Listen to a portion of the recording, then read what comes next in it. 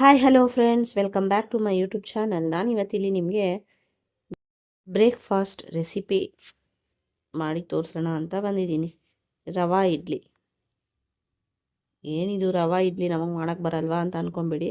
But ನಾನಿಲ್ಲಿ ಸ್ವಲ್ಪ ಡಿಫ್ರೆಂಟಾಗಿ ರವಾ ಇಡ್ಲಿ ಮಾಡಿ ತೋರಿಸಿದ್ದೀನಿ. ಕೊನೆಯವರೆಗೂ ವಿಡಿಯೋ ನೋಡಿ ನನ್ನ ಚಾನಲ್ನ ಸಬ್ಸ್ಕ್ರೈಬ್ ಮಾಡ್ಕೊಳ್ಳಿ.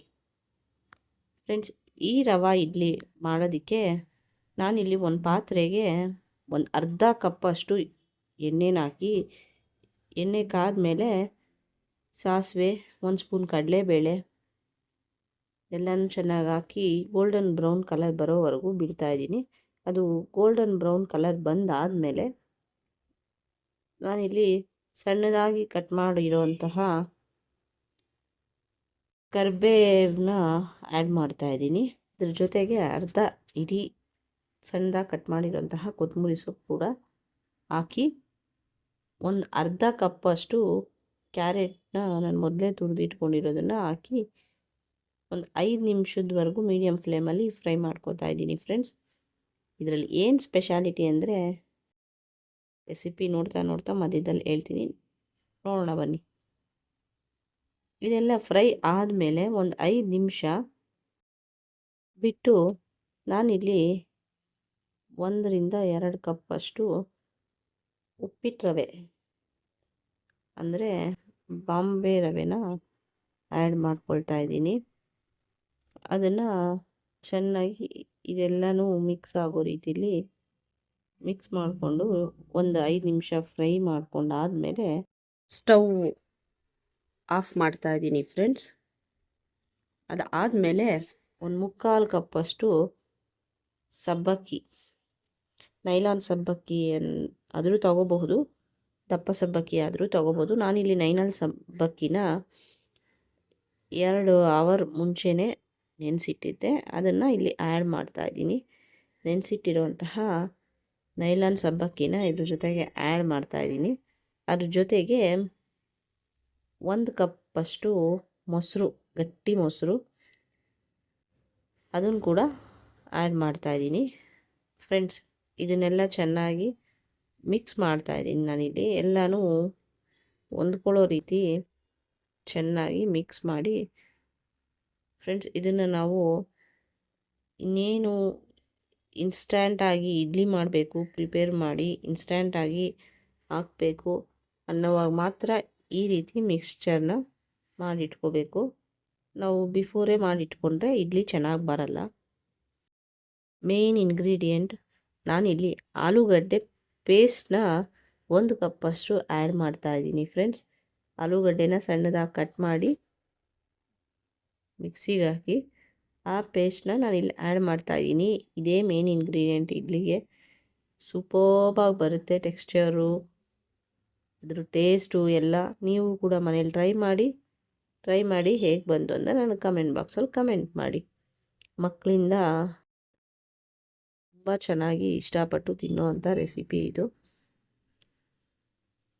ಇದನ್ನು ಕನ್ಸಿಸ್ಟೆನ್ಸಿ ನೋಡಿಕೊಂಡು ನಾನು ಆಲ್ರೆಡಿ 1 ಕಪ್ಪಷ್ಟು ವಾಟರ್ನ ಆ್ಯಡ್ ಮಾಡಿದ್ದೀನಿ.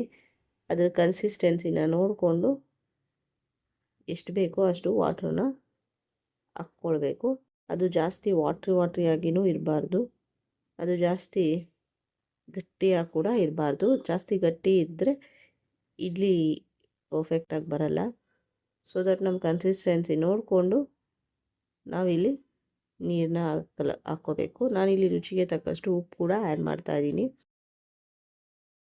ಆ್ಯಡ್ ಮಾಡಿ ಎಲ್ಲನೂ ನೀಟಾಗಿ ಹೊಂದ್ಕೊಳ್ಳೋ ಅಷ್ಟು ನೋಡಿಕೊಂಡು, ಕನ್ಸಿಸ್ಟೆನ್ಸಿ ನೋಡಿಕೊಂಡು, ಅದು ಸ್ವಲ್ಪ ಈ ಕನ್ಸಿಸ್ಟೆನ್ಸಿಲಿ ಬಂದರೆ ತುಂಬ ಚೆನ್ನಾಗಿ ಪರ್ಫೆಕ್ಟಾಗಿ ಇಡ್ಲಿ ಬ್ಯಾಟರು ರೆಡಿ ಆಗುತ್ತೆ. ಇದು ಬಂದ ಮೇಲೆ ನಾನಿಲ್ಲಿ ಇಡ್ಲಿ ಪ್ಲೇಟ್ಗೆ ಎಣ್ಣೆ ಸವರಿ ಇಡ್ಲಿನ ಹಾಕ್ತಾಯಿದ್ದೀನಿ. ಫ್ರೆಂಡ್ಸ್, ನಾವಾಗಲೇ ಏನು ಬ್ಯಾಟರು ಮಿಕ್ಸ್ ಮಾಡಿಟ್ಟಿದ್ವಿ ಆ ಬ್ಯಾಟರ್ನ ನಾನಿಲ್ಲಿ ಇಡ್ಲಿ ಪ್ಲೇಟ್ಗಳಿಗೆ ಹಾಕ್ತಾಯಿದ್ದೀನಿ. ಅದ್ರ ಮೇಲೆ ನಾನು ಗೋಡಂಬಿ ಕೂಡ ಇಟ್ಕೋತಾ ಇದ್ದೀನಿ ಟೇಸ್ಟ್ಗೆ. ಮಕ್ಕಳು ಕೂಡ ತುಂಬ ಚೆನ್ನಾಗಿರುತ್ತೆ, ನೋಡೋದಕ್ಕೂ ಚೆನ್ನಾಗಿರುತ್ತೆ. ಆದ್ದರಿಂದ ನಾನು ಗೋಡಂಬಿನ ಇಲ್ಲಿ ಆ್ಯಡ್ ಮಾಡ್ತಾಯಿದ್ದೀನಿ. ನಾನಿಲ್ಲಿ ಇಡ್ಲಿ ಪಾತ್ರೆಗೆ ಇಟ್ಬಿಟ್ಟು ಒಂದು 5ರಿಂದ 10 ನಿಮಿಷದವರೆಗೂ ಬೇಯಕ್ಕೆ ಬಿಡ್ತಾಯಿದ್ದೀನಿ. ಫ್ರೆಂಡ್ಸ್, ಈ ರೆಸಿಪಿ ಬ್ರೇಕ್ಫಾಸ್ಟ್ಗೆ ತುಂಬಾ ಚೆನ್ನಾಗಿರುತ್ತೆ ಆ್ಯಂಡ್ ಹೆಲ್ದಿಯಾಗಿರುತ್ತೆ, ಟೇಸ್ಟಿಯಾಗಿರುತ್ತೆ. ಎಲ್ಲರೂ ತಿನ್ನೋವಂಥ ರೆಸಿಪಿ ಫ್ರೆಂಡ್ಸ್ ಇದು. ಇದನ್ನು ತೆಗೆದ ಮೇಲೆ ಈ ರೀತಿ ಬರುತ್ತೆ. ಮಧ್ಯ ಮಧ್ಯ ಸಬ್ಬಕ್ಕಿ, ಆಲೂಗಡ್ಡೆ ಬೇರೆ ಹಾಕಿರೋದ್ರಿಂದ ಅದ್ರ ಫ್ಲೇವರು ಎಲ್ಲ ತುಂಬ ಟೇಸ್ಟಿಯಾಗಿರುತ್ತೆ ಫ್ರೆಂಡ್ಸ್.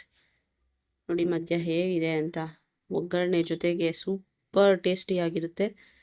ನೀವು ಕೂಡ ಟ್ರೈ ಮಾಡಿ ಹೇಗೆ ಬಂತು ಅಂತ ನನಗೆ ಕಮೆಂಟ್ ಬಾಕ್ಸಲ್ಲಿ ಕಮೆಂಟ್ ಮಾಡೋದನ್ನು ಮರಿಬೇಡಿ ಫ್ರೆಂಡ್ಸ್. ನಾನಿಲ್ಲಿ ಇಡ್ಲಿಗೆ ಕೆಂಪು ಚಟ್ನಿ ಮಾಡಿದ್ದೀನಿ. ಕೆಂಪು ಚಟ್ನಿ ಜೊತೆಗೆ ಈ ಇಡ್ಲಿ ಒಳ್ಳೆ ಕಾಂಬಿನೇಷನ್ ಫ್ರೆಂಡ್ಸ್.